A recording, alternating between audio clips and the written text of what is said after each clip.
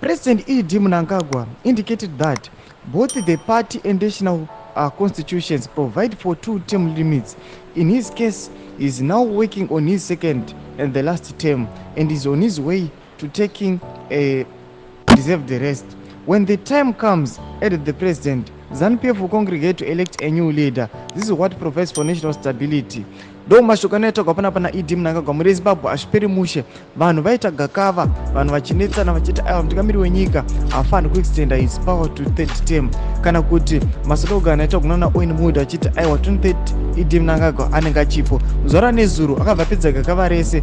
Mnangagwa mubva ati aiwa ndikurana my second and final term ndobva ndatostepa down muri Zimbabwe azviperi mushe taona kuti vanhu aiwa wabva wanyasa kuona kuti aiwa pakava kutaugwa zvemutemo apanapa constitution yava kutedzerwa vanhu vakufanira vachiti aiwa mutungamiri wenyika kana iye akatanga kutedzera mutemo nyangwe navanhu vese vanotanga kutedzera mutemo azviperi mushe muri Zimbabwe zvinotize mafungiro enyu muri kudii pamusoro pemashoko ataugwa Mnangagwa ataura mashoko okuti aiwa inini am not stepping down takunoelecta mumwe a new leader kucongress chinotiudze mafungiro enyu muri kudii pamusoro pechiitiko ichi chinoona kuti aiwa vanhu vazhinji aiwa vakanyasa kuocha vari kunyasa kuona zvezvi zviri kuda kunyasa kuitika pine comment section medu mutudze mafungiro enyu ndopandokuti paya sanga no subscribe kuleka chinotina on the bell icon noti kuita zvese zvimahara.